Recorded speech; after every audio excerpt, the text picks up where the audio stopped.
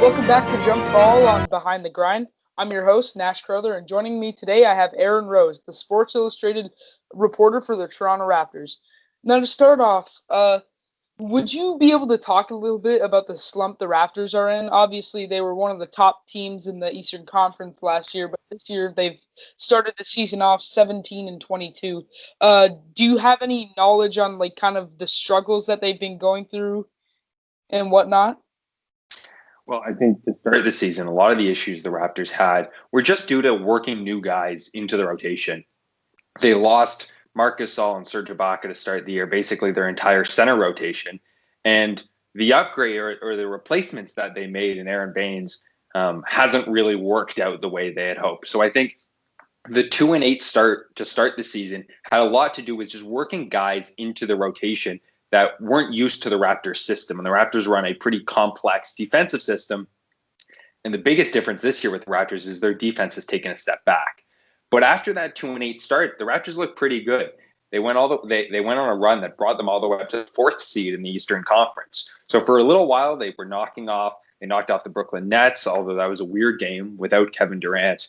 They knocked off two against the Milwaukee Bucks, and then they took one of two against the Philadelphia 76ers. So for a while there, they were looking like the team, maybe not quite as good as they were last year, but something pretty close. And then obviously recently they've been on a 5-game skid, and I think as everyone knows, that has a lot to do with COVID-19 protocols. The Raptors are without 3 starters in Pascal Siakam, Fred VanVleet, and OG Anunoby, 2 more depth pieces, and then a bunch of assistant coaches. I believe there are 6 assistant coaches still in COVID-19 protocols. So when you take 11 guys away from the organization, if you include the coaches and the players, you're left with a team that can't seem to win a game. So that should be changing. The Raptors are expecting to have guys back this week, and maybe they can turn things around. But I think you can sort of split their issues into early season struggles because of working new guys in, and then injuries and COVID-19 issues as of late. And with those losing Marcus Gasol and Serge Ibaka, it's given a lot more time to give Chris Boucher minutes, who looked very good last season, and with the minutes he's been doing, he's been scoring very efficiently and helping the team out a lot on defense. He currently leads the teams in win shares, and his efficiency has been great, shooting over 50% from the field and 40% from three. What can you say about the big jump that Chris Boucher's had this season? I think a lot of it has to do with a jump in minutes. On a per minute basis last season, he was a very, very good player, but his 3-point shooting has come a long way this season. He's a much improved 3-point shooter. He's a very efficient pick and roll man at driving to the rim. He works well with the Raptors guards, Fred VanVleet and Kyle Lowry, in pick and roll situations. And then he's great at spacing the floor. With this year, we've seen his 3-point shooting go way up. He's become one of the best pick and poppers in the NBA at sort of getting in those pick and rolls. We talked about how he can roll to the rim at a really high level, but he can also pop behind the 3-point line, and defenses have to stretch to defend him because he's so efficient out there. On the defensive end, he still makes some mistakes, some questionable decision making, but he's one of the best shot blockers in the NBA, one of the best shot blocking 3-pointers and contesting those 3-point shots. He's a rangy big man, sort of a quasi big man in these small ball lineups who can really sprint out and get to 3-point shooters and contest those shots. And when the Raptors do, when they're so aggressive on the defensive end, they often leave 3-point shooters wide open and try and hustle out to stop them once they sort of get the ball because they're collapsing to protect the paint. And Chris Boucher is one of the best guys in the league at contesting those 3-point shots, sprinting out there. So he's been super valuable to the things the Raptors are doing this season. And he's probably a piece that the Raptors are going to want to lock up long term. He's got one more year, a non-guaranteed season next season, but I'd imagine the Raptors want to keep him around, certainly with the way he's been playing. And with Boucher, obviously his efficiency has gone up and everything, but do you see him having star potential in the future? I guess it depends what you mean by star potential. He's probably not going to reach sort of the NBA superstar status, the things we saw with Kawhi Leonard a few seasons ago. And it seems like he's still a prospect, if you will, in the sense that he's pretty new to the league, but I believe he's like 28. So he's an older prospect, if you will. He's sort of already reaching his prime in a way that a guy who's only 2 or 3 seasons in the league, you'd think being would be a lot younger. So I think what he's doing this season is a huge step for the Raptors. He brings a huge spark for the team off the bench. That's why Nick Nurse likes him in that position where he's not a starter, even though he plays starter minutes. He likes bringing him off the bench because he's like an energy spark plug for the team. But if he can keep doing this, he's a super, super valuable player for the team. He just might never reach the Fred VanVleet, Pascal Siakam, Kyle Lowry echelon of players, but most NBA players don't, and that doesn't mean he's not super, super valuable for the team. And Fred VanVleet has taken a huge leap this season, being a borderline all-star. I know a lot of people thought that he was snubbed. He broke the Raptors franchise record for most points in a game with 54 this season. How big of a jump has Fred made this year in terms of on and off the court? So, as you are an insider with the Raptors, what can you say about the jump that he's made? Well, he's certainly proving that at some point, many, many years down the line, when Kyle Lowry eventually declines and heads into retirement, we know he's on the final year of his contract. Lowry is, and almost 35 years old. He turns 35 on the day of the NBA trade deadline. The Raptors are eventually going to have to find his replacement or somebody who can pick up what he leaves when he eventually moves on. And from everything we've seen this season, it looks like Fred VanVleet, is a guy who can do that. He's shown his ability to score at a very high level. He's become a deadly three-point shooter, both off the ball and on the ball, sort of those catch and shoot threes, but also pull up threes, something he's really developed lately. He still has to work on his inside scoring, although that's come a long way this season. He's a dynamic passer. And one of the things that I think people miss about him, and one of the reasons he didn't make the All-Star game, is because while he might not put up the numbers of All-Star players on the offensive end, he's one of the best defenders in the NBA and one of the best defensive guards in the NBA. And that's something Kyle Lowry has done for the Raptors for many years. And Fred VanVleet is sort of bringing on that tradition of being a defensive stopper at the guard position while also bringing high levels on offense. So he's a guy who looks like he's going to be a valuable part of this Raptors future alongside OG Anunoby and Pascal Siakam for the years to come as maybe the number one offensive weapon and certainly a top defensive player for this team for many, many years. And there's been a lot of rumors surrounding Kyle Lowry's name recently with the upcoming trade deadline. As you mentioned before, he turns 35 on the day of the trade deadline. And there's been some other players who have been thrown in, names like John Collins, Andre Drummond. Do you think it would be beneficial for the Raptors to maybe throw in some offers at those guys using Lowry, or do you think that they should keep him and have him stick around? The Lowry question is a really, really tough question. A lot of it has to do with everything he's done for the organization for so long and the way fans will feel about it and the way the front office feels about it. It's almost different than any other trade conversation you'd have with a normal player who, if you're going to trade, you just sort of trade and you don't really care what their best interest is typically in the NBA. Kyle Lowry is sort of a special situation. The two names you mentioned, I don't think Andre Drummond is a fit for the Raptors. I don't think that's an upgrade at all. In terms of trying to move Kyle Lowry for Andre Drummond, and Drummond is on the final year of his contract, and he's just not a good fit for the Raptors, even though they do have a need for a center. John Collins is an interesting piece, but he's going to get very, very expensive next season when he hits restricted free agency. And I'm not sure Kyle Lowry makes sense for the Atlanta Hawks, who are trying to make a playoff push, but at the same time, they're a young, developing team, and Kyle Lowry's not going to be a player who puts them into championship contention. And he's going to, as we mentioned, he's 35 years old, and he's not part of their Trae Young future.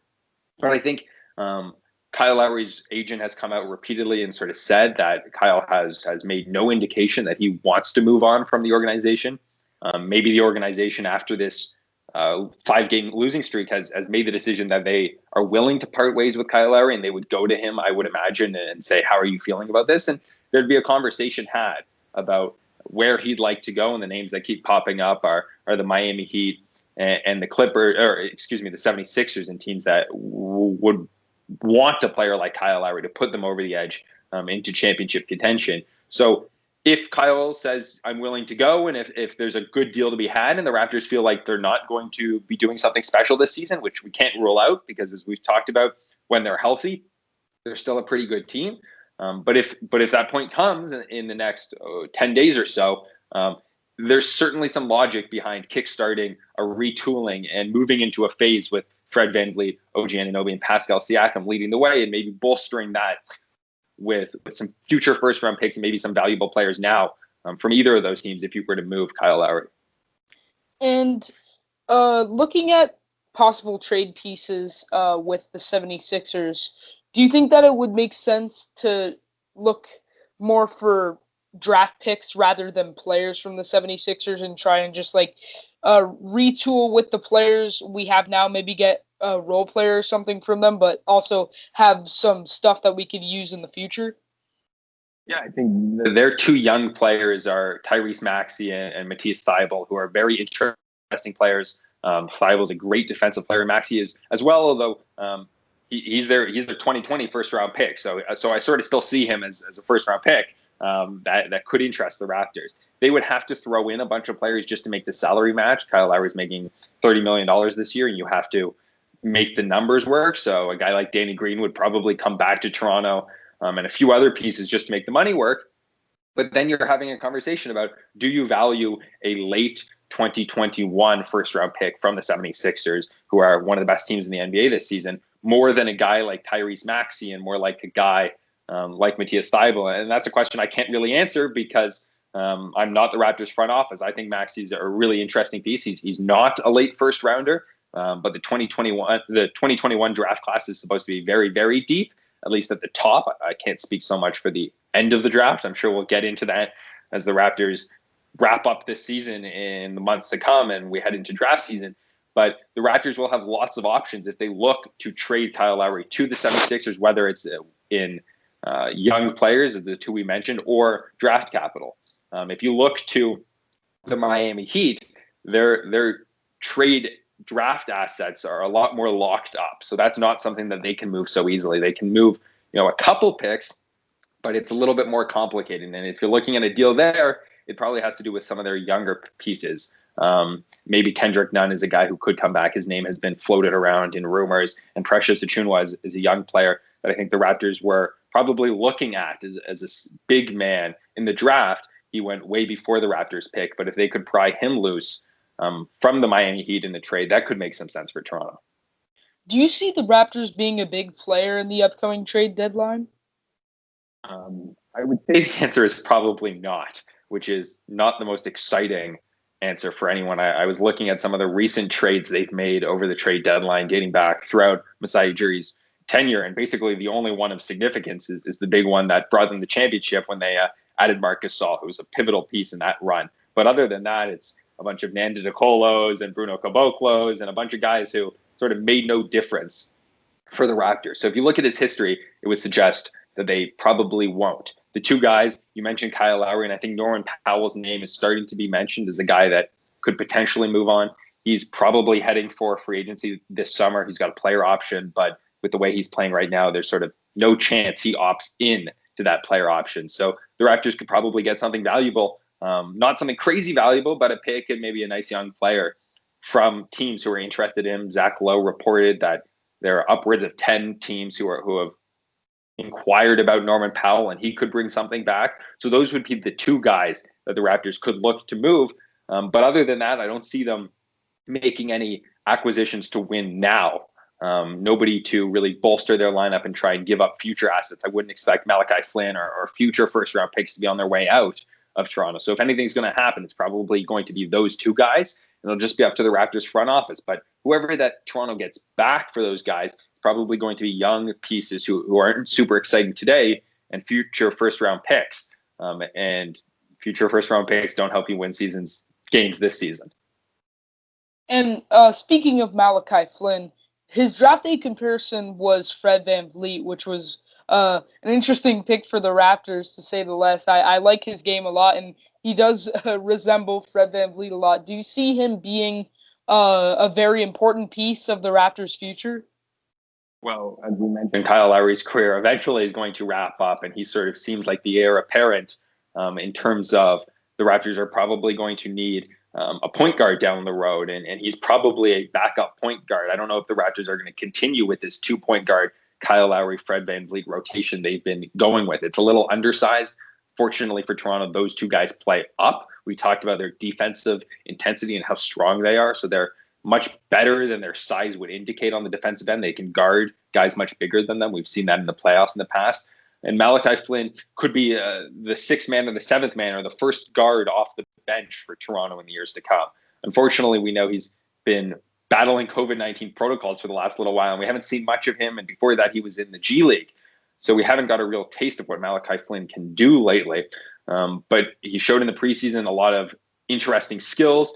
He appears to be a very good shooter. He has some defensive intensity. And down the road, he could be a guy that helps the Raptors when Fred VanVleet moves on and the Raptors start looking for another guard to bolster their point guard rotation. And the Raptors have been having a lot of problems with COVID-19 protocols lately. They had pretty much all of their coaches gone for a game against Houston, I believe. How much do you think this has affected their record? Do you think without the COVID-19 thing happening, do you think that they would still maybe have held on to that playoff spot? Because obviously, as you mentioned earlier, they are missing a few of their stars right now. So do you think that without COVID and everything, they would still be maybe around a 6 seed in the Eastern Conference? Yeah, I think when it comes to the COVID issues, the bigger problem is probably the players being out than it is the coaches. But when you take those two together, it certainly created a disaster for the Raptors lately. To answer your question about where they would be, I think if you look at the quality of the competition that they've played lately, it frankly hasn't been the toughest teams in the NBA. Unfortunately for Toronto, those teams are coming up. They have games against Brooklyn, the Clippers, the Lakers, the Nuggets, the Jazz, all on their horizon. And the problem is when you start dropping games to the Chicago Bulls, the Atlanta Hawks, the Charlotte Hornets, the Detroit Pistons, you're losing the games that you're supposed to win. And I think there's a situation where the Raptors don't have COVID issues and they run together. They could be a fourth seed in the East, or they were earlier, and with a couple wins against those teams, they're probably a fourth seed in the East right now. Unfortunately, we know COVID issues have plagued the team lately. They've lost a lot of those sort of give me easy games. And now they're heading for a stretch that's much more difficult. Right now, they have a couple easy games. I think they have Cleveland on the schedule, another one against Detroit, and maybe one against Houston, if my memory serves me. And those should be easy games if everyone's healthy to sort of get right over the next 3 out of 4 games. They have the Jazz mixed in there. But after that, things get really, really tough. And the Raptors are going to have to beat some very, very good teams if they want to get into that play-in tournament and potentially get above that play-in tournament. The 6th seed is sort of the one everyone is going for this season because you want to avoid having to play in the play-in tournament. So COVID issues have certainly created some concerns for the Raptors that they probably wouldn't be dealing with if not for the pandemic and the issues it's caused.